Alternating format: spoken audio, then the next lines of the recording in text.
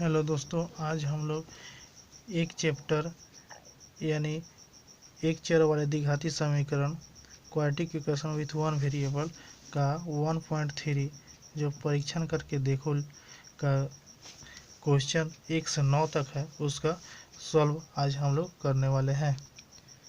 पहला क्वेश्चन में दिया हुआ है कि दो धनात्मक अखंड संख्याओं का अंतर 3 है एवं उनके वर्गों का योग 117 है, तो दोनों संख्याओं ज्ञात करें। तो हम लोग सॉल्व कैसे करेंगे, मान लेंगे माना पहला धनात्मक अखंड संख्या है x है और दूसरा धनात्मक अखंड संख्या x माइनस 3 हो जाएगा, क्योंकि उन संख्याओं का अंतर 3 है। तो एक x है तो 3 का अंतर होना चाहिए, तो x माइनस 3 होगा। यहाँ पर 3x प्लस 3 भी कर सकते हैं। यहाँ पर मैंने x माइनस 3 किया है और पहला धनात्मक संख्या x हो गया, दूसरा का धनात्मक संख्या x माइनस 3 हो गया। तो शर्त के अनुसार क्या दिया हुआ कि उनके वर्गों का योग 117 है। तो पहला संख्या का वर्ग प्लस दूसरा का संख्या का वर्ग का योग 117 के बराबर कर दिया गया है यहाँ पर। इसके बाद से एक्स स्क्वायर जैसा है वैसा उतार दिया गया है, प्लस जो है प्लस x माइनस 3 के होल स्क्वायर का फार्मूला के आधार पर तोड़ दिया गया है। एक्स ए माइनस बी का होल स्क्वायर का फार्मूला होता है A square minus 2ab plus B square, सिर्फ उसी फार्मूला के आधार पर यहाँ पर तोड़ा गया है। X square minus 6x plus 9 equal to 117 को लेफ्ट हैंड साइड में ले जाने पर क्या हो गया है, x और x मिलकर 2x square minus 6x minus 108 हो गया। 117 प्लस में 9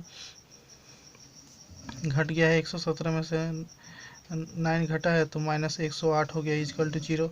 इन तीनों में 2 कॉमन दिखाई दे रहा है, इसलिए 2 को कॉमन लिया गया है और ब्रैकेट के अंदर में X square minus 3x minus 54 equal to 0 कर दिया गया है। यहाँ पर 2 को लेफ्ट हैंड साइड ले जाने पर तो 2/0 हो जाएगा और 2/0 मतलब 0 होता है, यानी हो जाएगा 0। तो लेफ्ट हैंड साइड में हो जाएगा X square minus 3x minus 54 equal to 0।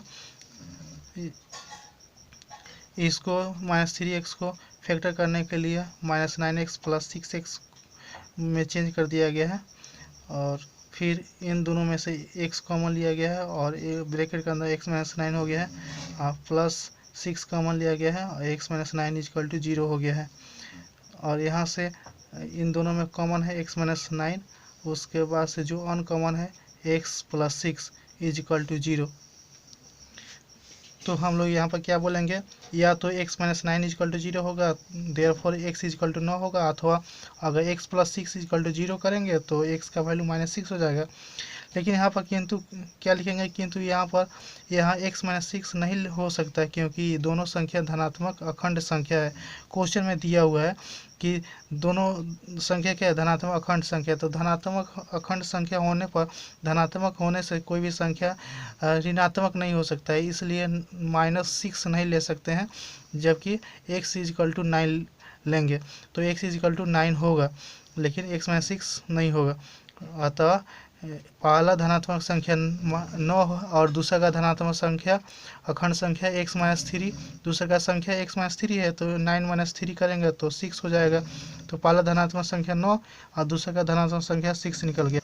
दूसरे संख्या का हल देखने से पहले हम आप लोग को बता दें कि मेरा सब्सक्राइबर बहुत कम है। यदि आप लोग इसको बढ़ाएंगे तो बढ़ेगा सब्सक्राइबर, तो हमको लगातार मोटिवेशन मिलेगा और लगातार हम इस वीडियो को अपलोड करते रहेंगे। इसलिए आप ज़्यादा से ज़्यादा इसको लाइक कीजिए, शेयर कीजिए और सब्सक्राइब ज़रूर कीजिए। अपने दोस्तों को बताइए कि चैनल को ज़रूर सब्सक्राइब करें, ताकि मेरा सब्सक्राइबर की संख्या बढ़े और आप लोग को रेगुलर बेसिस पर वीडियो अपलोड मैं करूं और आप लोग को वीडियो मिलता रहे, जिससे आपका तैयारी बेहतर तरीके से हो सके। चलिए हम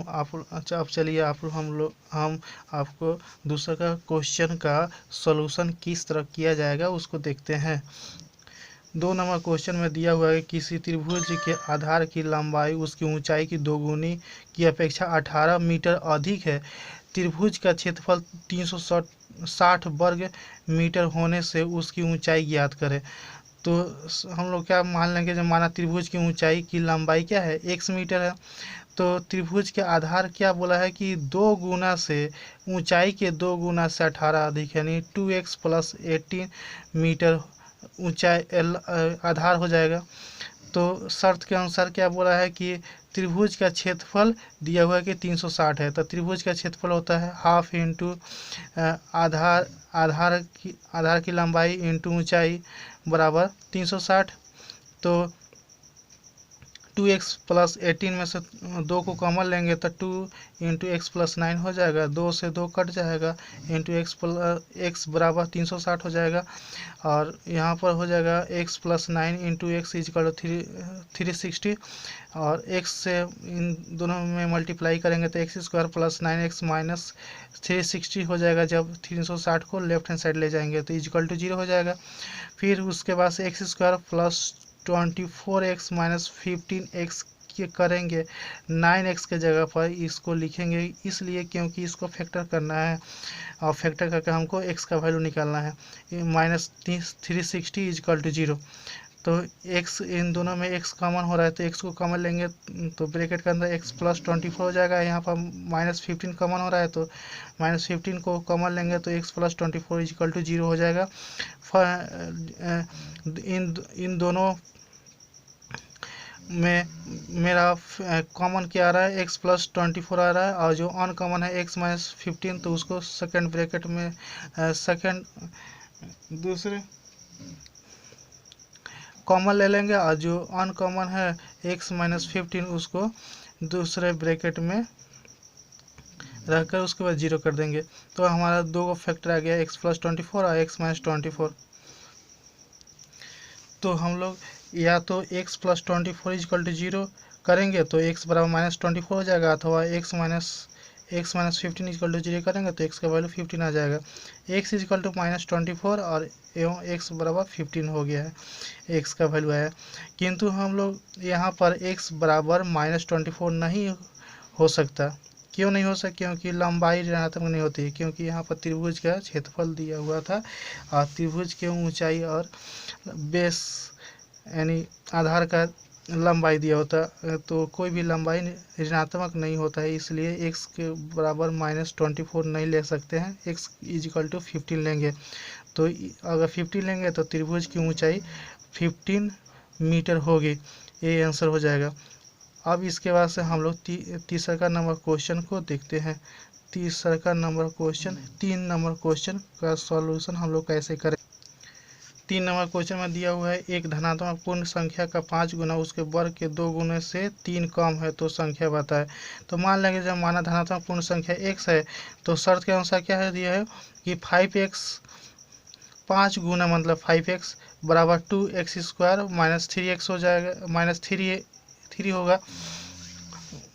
इसको सॉल्व करेंगे, सबको एक साइड में ले जाएंगे, यानी 5x को अगर राइट हैंड साइड में ले जाएंगे तो 2x स्क्वायर माइनस 5x हो जाएगा, माइनस 3 है तो 3 रहेगा, इजकल टू 0 हो जाएगा। या इसको 2x square minus 6x plus x minus 3 लिख सकते हैं। माइनस 5x को माइनस 6x प्लस x कर दिया गया है क्योंकि इसको हमको फैक्टर करना है।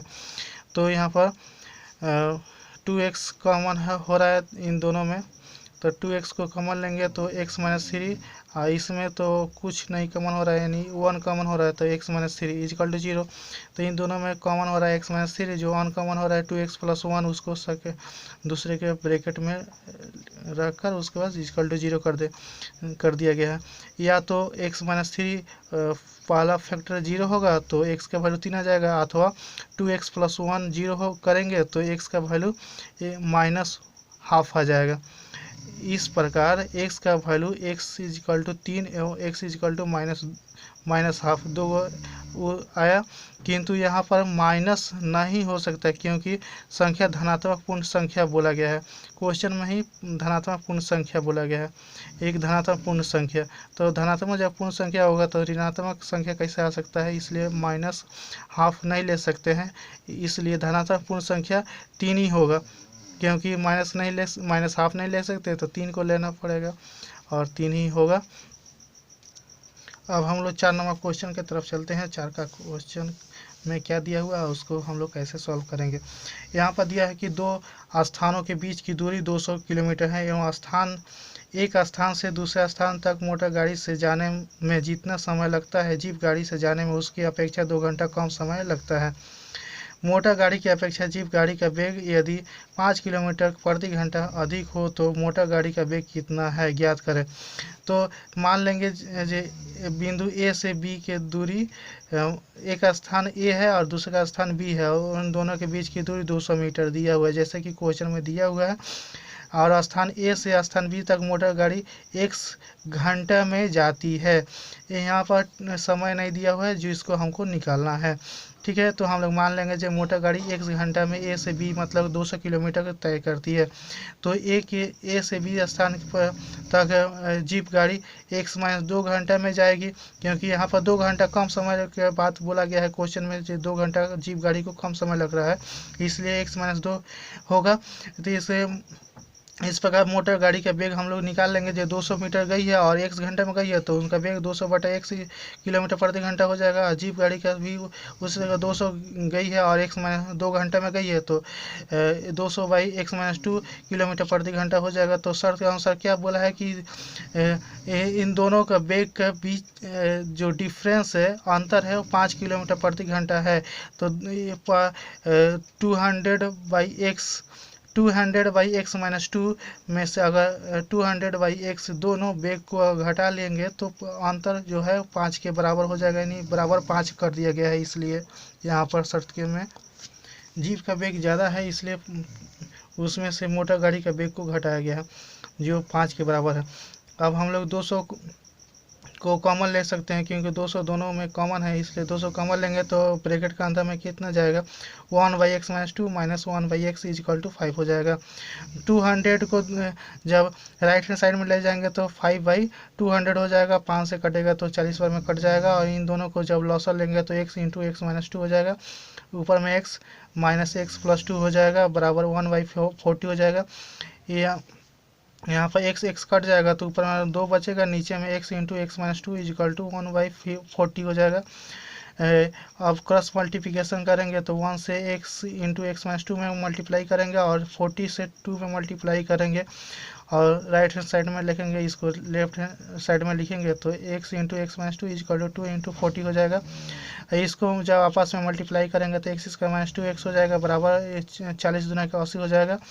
इसके बाद से x² - 2x - 80 हो जाएगा। जब को 80 को लेफ्ट हैंड साइड में जब ले जाएंगे तो बराबर 0 कर देंगे। उसके बाद से 2x को चेंज करेंगे -10x + 8x - 80 = 0 कर देंगे और इन दोनों में जब फैक्टर आएगा इन दोनों में कॉमन आ रहा है x तो x को कॉमन लेंगे, x तो बचेगा x - 10 हो जाएगा इन दोनों में से। और यहाँ पर 8 कॉमन हो रहा है तो 8 को कॉमन लेंगे तो इन दोनों में से जो अंदर जाएगा वो x - 10 = 10 हो जाएगा बराबर 0 हो जाएगा। इन दोनों में कॉमन x - 10 है तो x - 10 ले लेंगे तो दूसरा का फैक्टर x + 8 हो जाएगा, जो अनकॉमन है वो दूसरा का फैक्टर बनाएगा। इस प्रकार हमको लोग दो फैक्टर है x - 10 और x + 8 = 0। या तो x - 10 = 0 करेंगे पहला फैक्टर तो x का वैल्यू 10 हो जाएगा, अथवा x + 8 = 0 करेंगे तो x का वैल्यू -8 हो जाएगा। फिर यहाँ पर भी उसी तरह से हम लिखेंगे किंतु यहाँ पर -8 नहीं हो सकता है, नहीं ले सकते क्योंकि समय ऋणात्मक नहीं होता, कभी भी समय ऋणात्मक नहीं होता, इसलिए x का वैल्यू 10 लेना होगा जबकि x = -10 8 नहीं लेना होगा, 10 लेना होगा। इस प्रकार हम मोटर गाड़ी का वेग कितना दिया हुआ है 200/x मोटर गाड़ी का वेग था। तो यहाँ पर x का वैल्यू जब 10 आया तो 10 को बैठा देंगे और 0 0 कट जाता है तो 20 किलोमीटर प्रति घंटा मोटर गाड़ी का वेग यहाँ से निकल कर आ रहा है जो आंसर हो जाएगा। ठीक है, हेलो दोस्तों, अब हम लोग 5 नंबर क्वेश्चन की तरफ चलते हैं। 5 नंबर क्वेश्चन में दिया हुआ कि अमिता की आयताकार जमीन का क्षेत्रफल 2000 वर्ग मीटर एवं उसकी परिसीमा 180 मीटर है, तो अमिता के आयताकार जमीन की लंबाई और चौड़ाई ज्ञात करना है। तो सॉल्यूशन में क्या होगा, अमिता का आयताकार जमीन की परिसीमा 180 मीटर दिया हुआ है। तो आयताकार का फॉर्मूला क्या होता है, 2 इंटू लंबाई प्लस चौड़ाई बराबर 180 कर देंगे जो दिया हुआ है। यहाँ पर 2 से दोनों साइड में भाग करेंगे तो लंबाई प्लस चौड़ाई इक्वल टू 90 मीटर हो जाएगा। माना आयताकार जमीन का लंबाई क्या मान लेंगे, x मीटर है। लंबाई अगर x मीटर मानेंगे तो x के जगह पर लंबाई की जगह पर x बैठाएंगे और प्लस चौड़ाई इक्वल टू 90 मीटर, तो चौड़ाई यहाँ से आ जाएगा 90 माइनस x मीटर। इस प्रकार आयताकार जमीन का क्षेत्रफल कितना हो जाएगा, 2000 वर्ग मीटर है। तो शर्त के अनुसार कितना हो जाएगा, क्षेत्रफल होता है x लंबाई, तो क्षेत्रफल होता है लंबाई इंटू चौड़ाई बराबर 2000। तो इन दोनों में मल्टीप्लाई करेंगे तो 90x minus X square equal to 2000 या X square minus 90x plus 2000 equal to 0 हो जाएगा। इस प्रकार जब X square minus 15x minus 40x plus 2000 equal to 0 करेंगे, क्योंकि 90 40 और 50 को आपस में जोड़ेंगे तो 90 आ जाएगा और इस फैक्टर करने के लिए इसका किया गया है। तो इन दोनों में x कॉमन होगा और ब्रैकेट के अंदर में मेरा क्या आ जाएगा, इन दोनों में से x माइनस 50 आ जाएगा और इन दोनों में से माइनस 40 कॉमन लेंगे तो x माइनस 50 इक्वल टू 0 हो जाएगा। इन दोनों में से कॉमन होगा x माइनस 50 और अनकॉमन होगा उसको दूसरा ब्रैकेट में रखेंगे, x माइनस 40 इक्वल टू 0 हो जाएगा। जब दो को फैक्टर आपस में मल्टीप्लाई होकर 0 होता है तो या फर्स्ट वाला 0 होगा या तो सेकंड वाला 0 होगा, या तो x माइनस 50 इक्वल टू 0 करेंगे तो x का वैल्यू 50 आ जाएगा, अथवा x माइनस 40 इक्वल टू 0 करेंगे तो x का वैल्यू 40 आ जाएगा 40। तो यदि x इक्वल टू 50 करते हैं तो आयताकार जमीन की लंबाई 50 मीटर होगी और आयताकार जमीन की चौड़ाई 90 माइनस 50 हो गई इक्वल टू 40 मीटर होगा। तो ये तो सही है, आयताकार लंबाई ठीक है। लेकिन अथवा में अगर देखते हैं कि x इक्वल टू 40 अगर करते हैं तो आयताकार ज़मीन की लंबाई 40 मीटर होगा और आयताकार ज़मीन की चौड़ाई कितना हो जा रहा है, 50 मीटर हो जाएगा, जो संभव नहीं है क्योंकि लंबाई हमेशा आयताकार के चौड़ाई से ज़्यादा होता है। अतः आयताकार ज़मीन की लंबाई 50 मीटर और आयताकार ज़मीन की चौड़ाई 40 मीटर होगी। यही इस सवाल का आंसर होगा। अब हम लोग 6 नंबर क्वेश्चन की तरफ चलते हैं और देखते हैं 6 नंबर क्वेश्चन को कैसे हल किया जाएगा। तो यहाँ पर क्वेश्चन नंबर 6 नंबर में दिया हुआ है दो अंकों की एक संख्या का दहाई का अंक इकाई के अंक की अपेक्षा 3 कम है। ठीक है, 3 कम है तो संख्या से उनके गुणनफल को घटाने से वियोगफल 15 प्राप्त होता है। संख्या का इकाई अंक ज्ञात करें। तो हम लोग मान लेंगे जो माना है संख्या का इकाई अंक x है तो इसका दाहिनी अंक x माइनस 3 होगा क्योंकि 3 कम है इकाई अंक से। तो संख्या क्या हो जाएगा, 10 into X minus 3 plus x हो जाएगा। अंकों का गुणनफल कितना हो जाएगा, x इंटू एक्स माइनस 3 का मल्टीप्लिकेशन। तो शर्त अनुसार कितने क्या दिया हुआ कि गुणनफल जो है उसको घटाएंगे संख्या में से तो 15 आएगा, मतलब 10 into X minus 3 plus X into X minus 3 equal to 15 हो जाएगा। 10x minus 30 plus X minus X square plus 3x हो जाएगा। सबको यहाँ ब्रैकेट को तोड़ा गया और मल्टीप्लाई किया गया है इक्वल टू 15 हो गया है और यहाँ पर जुट कर 14x हो गया और यहाँ पर एक्स स्क्वायर यहाँ पर लिखा हुआ है और 15 तो इसी साइड में है और माइनस 30 जो है माइनस 30 यहाँ पर लिख दिया गया है। 15 को जब हम लेफ्ट हैंड साइड में ले जाएंगे, 15 को लेफ्ट हैंड साइड में ले जाने पर क्या हो जाएगा, X square minus 14x plus 45 equal to 0 हो जाएगा।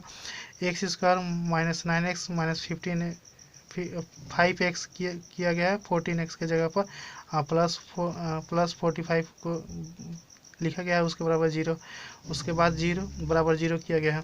इन दोनों में से x कॉमन हो रहा है तो x कॉमन लेंगे तो ब्रैकेट के अंदर में x माइनस 9 हो जाएगा और इसमें से 5 माइनस 5 कॉमन लगेगा तो x माइनस 9 इक्वल टू 0 हो जाएगा। इस प्रकार x माइनस इसमें से x माइनस 9 x इन दोनों में से कॉमन हो रहा है तो x माइनस 9 लिखेंगे। ऑन कॉमन को है x माइनस 5 तो उसको दूसरा का ब्रैकेट में लिखकर 0 कर देंगे। तो यहाँ पर दो का फैक्टर आ गया, या तो करेंगे वाला फैक्टर बराबर 0 होगा तो x का वैल्यू 9 हो जाएगा, अथवा x माइनस 5 इक्वल टू 0 करेंगे तो x का वैल्यू 5 हो जाएगा। तो इस संख्या का इकाई अंक या तो 5 होगा या तो 9 होगा, दोनों में से कोई एक होगा। ठीक है, और यहाँ पर भी वही दिया हुआ है कि संख्या का इकाई अंक ज्ञात करें तो संख्या का इकाई अंक या तो 5 या 9 होगा, दोनों आंसर होगा, 5 भी हो सकता है, 9 भी हो सकता है। हम लोग 7 नंबर क्वेश्चन की तरफ चलते हैं। 7 नंबर क्वेश्चन में क्या है, क्वेश्चन दिया हुआ है, हमारे स्कूल के हौज में 2 नल लगे हुए हैं, दोनों नलों के द्वारा हौज 11 से 1/9 मिनट में भर जाता है। दूसरे नल को पहले नल की अपेक्षा 5 मिनट कम समय लगता है। प्रत्येक नल हौज को कितने समय में अलग अलग भर देंगे, हिसाब करके देखें। तो अलग अलग नलों के भरने में लगा हुआ समय को यहाँ पर निकालना है। ठीक है, तो हम लोग सॉल्यूशन की तरफ, सॉल्यूशन किस कैसे करेंगे, सॉल्व कैसे करेंगे इसको देखते हैं। माना पहला नल को हौज को भरने में 1 मिनट का समय लगता है, मान लेंगे क्योंकि हमको मालूम नहीं है। तो दूसरा को 5 मिनट कम समय लगता है, तो x - 5 मिनट कम में भरेगा दूसरा नल। इस प्रकार पहला नल 1 मिनट में हौज का 1/x भाग ही भर पाएगा, क्योंकि उसको x मिनट लगता है पूरा भरने में, तो एक मिनट में 1/x भाग ही भरे पाएगा। और दूसरा नल 1 मिनट में हौज का 1/x - 5 भाग ही भर पाएगा। ठीक है, तो शर्त के अनुसार दिया हुआ है कि दोनों नल को 11 से 1/9 मिनट लग रहा है जब पूरा हौज भर जा रहा है। मतलब एक भाग, मतलब पूरा फुल टंकी, मतलब एक होता है भाग, बराबर 1 हो जाएगा। तो 11 से 1/9 इंटू 1/x प्लस 11 से 1/9 into 1/x - 5 is equal to 1 हो जाएगा। ठीक है, इसको सही बटा में करेंगे तो 100/9 into 1/x plus 100/9 into 1/x - 5 is equal to 1 हो जाएगा। 100/9 कॉमन हो रहा है तो कॉमन ले लेंगे, तो ब्रैकेट के अंदर में 1/x plus 1/x - 5 is equal to 1 हो जाएगा। 100/9 को अगर राइट हैंड साइड ले जाएंगे तो 9/100 हो जाएगा, और इसका लॉसर लेंगे तो x इंटू x - 5 हो जाएगा, ऊपर में हो जाएगा x - 5 प्लस x हो जाएगा। x तो आपस में कट, x जुट जाएगा, कट नहीं रहा है, माइनस प्लस रहता है तो कट जाता है, यहाँ पर जुट जाएगा। तो 2x - 5 बाई नीचे वाला को दो ब्रैकेट को आपस में मल्टीप्लाई कर देंगे तो x² - 5x हो जाएगा, और बराबर 9/100 हो जाएगा। ठीक है, इसके बाद हम लोग क्या करेंगे, इसको क्रॉस मल्टीप्लिकेशन कर देंगे। क्रॉस मल्टीप्लिकेशन करेंगे तो क्या हो जाएगा, 9x² - 45 into x is equal to 200x - 500। तो 9x² - 2, इस प्रकार 9x² - 245 into X plus 500 equal to 0 हो जाएगा। यहाँ से 245 को दो भागों में तोड़ देंगे, 225 इंटू एक्स माइनस 20x को, और यहाँ से कॉमन लेंगे तो 9x कॉमन होगा, ब्रैकेट का अंदर x - 25 हो जाएगा, minus 20 into X minus 25 is equal to 0 हो जाएगा। x - 25 कॉमन दोनों में से आ रहा है तो कॉमन ले लेंगे, और अनकॉमन जो है 9x - 20, तो उसको दूसरा का ब्रैकेट में रख कर 0 कर देंगे। या तो x - 25 इक्वल टू 0 होगा तो x का वैल्यू 25 आ जाएगा, अथवा 9x - 20 इक्वल टू 0 करेंगे तो x का वैल्यू 20/9 हो जाएगा। यदि x इक्वल 25 होगा तो पहला नल के द्वारा हौज को भरने में समय 25 मिनट लगेगा, और दूसरे नल को x - 5 यानी 25 - 5 करेंगे तो 20 मिनट लगेगा।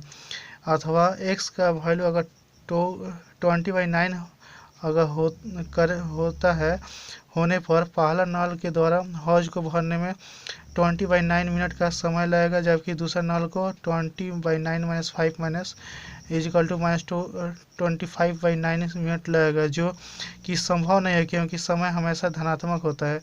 इसलिए x बराबर 20/9 को नहीं लेंगे क्योंकि इससे ऋणात्मक समय आ रहा है।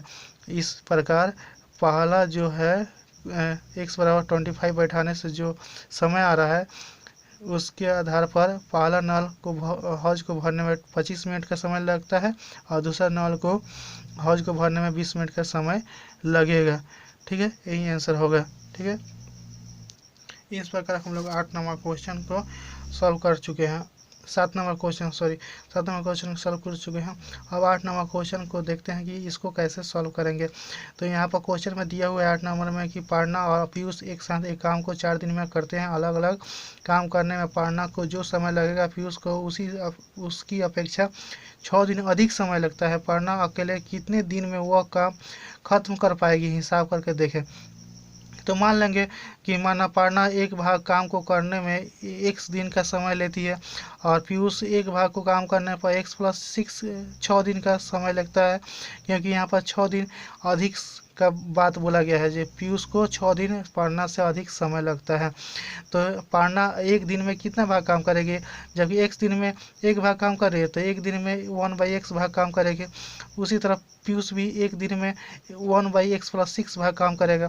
तो शर्त के अनुसार दिया हुआ है कि 4 दिन दोनों काम किए हैं तो एक भाग मैंने पूरा कंप्लीट काम को कर लिया गया है।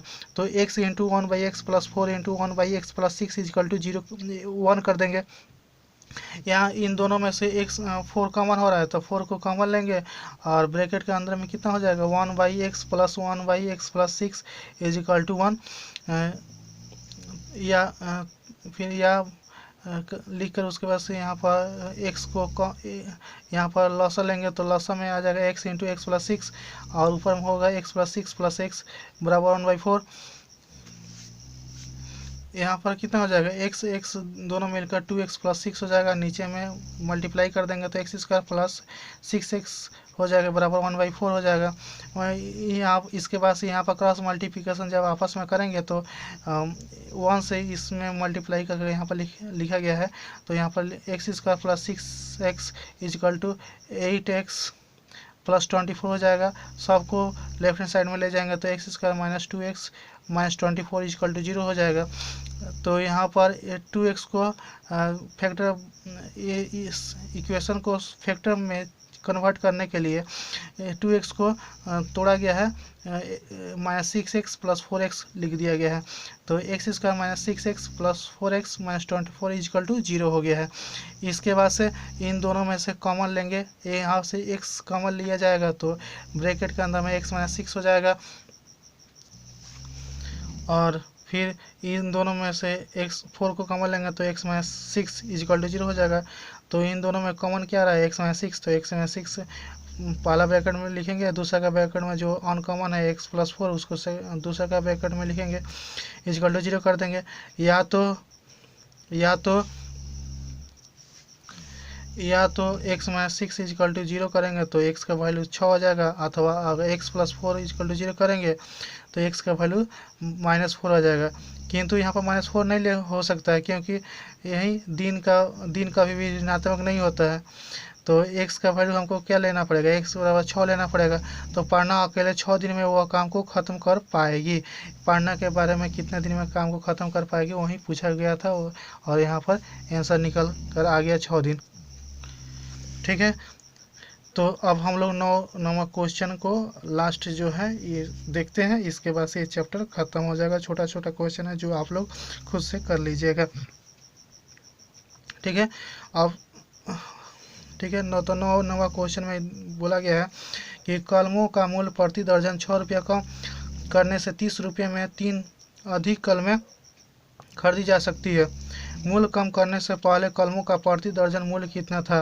तो मान लेंगे जब प्रति दर्जन कलम का मूल्य था 100 रुपया, एक कलम का मूल्य हो जाएगा x/12 होगा।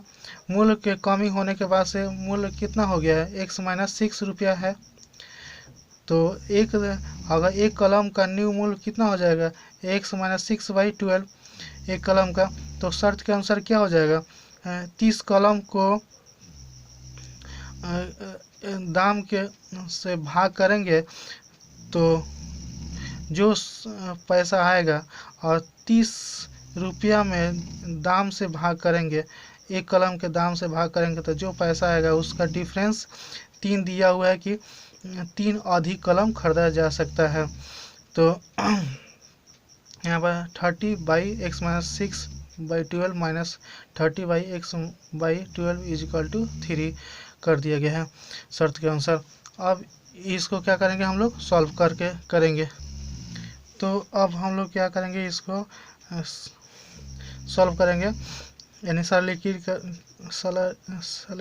करेंगे तो यहाँ पर 12 क्या हो जाएगा, ऊपर में चला जाएगा, 30 इंटू 12 हो जाएगा, बाई एक्स माइनस 6 हो जाएगा, माइनस 30 इंटू 12 बाई एक्स हो जाएगा बराबर 3। यहाँ पर ऊपर में देखिए 30 इंटू 12 क्या है, कॉमन आ रहा है तो कॉमन ले लेंगे और बचेगा जो उसको ब्रैकेट के अंदर में डाल देंगे तो 1 by X minus 6 minus 1 by X equal to 3 हो जाएगा।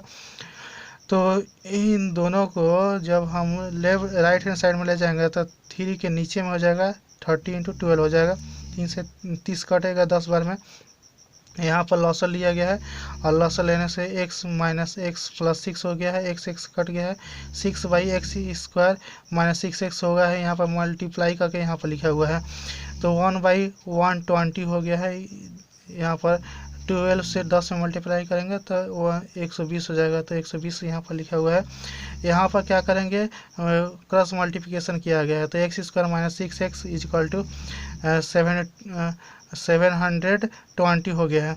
इन सबको लेफ्ट हैंड साइड में ले जाने पर इक्वेशन आया गया है। यहाँ पर X square minus 6x minus 720 equal to 0, 6x को तोड़ा गया है, 30x plus 24x minus 720 equal to 0 किया गया है। इन दोनों में कॉमन हो रहा है x तो x को कॉमन लिया गया है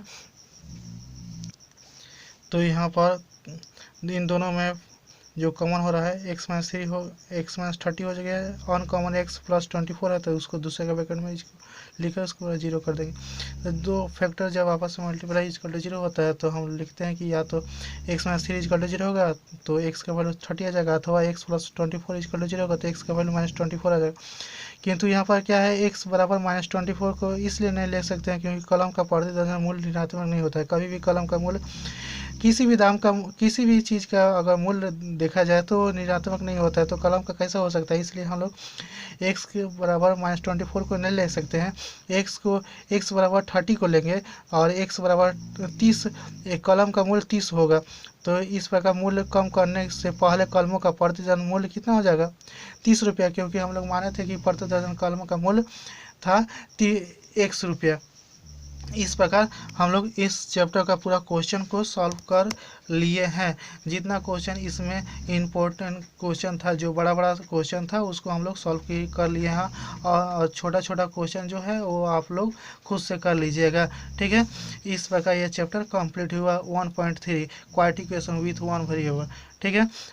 ये लास्ट में यही कहेंगे कि अगर ये वीडियो अच्छा लगता है तो आप लोग शेयर कीजिए और अपने दोस्तों को बोलिए कि सब्सक्राइब करें और इसको देखें और इससे पढ़ें और जिससे कि उनको नोट्स बनाने में सुविधा हो और किसी ट्यूशन पर निर्भर वो लोग ना ही रहे, खुद से अपने नोट्स तैयार करें और प्रिपरेशन करके अच्छा से परीक्षा दे, ठीक है। थैंक यू, धन्यवाद। ये वीडियो देखने के लिए धन्यवाद।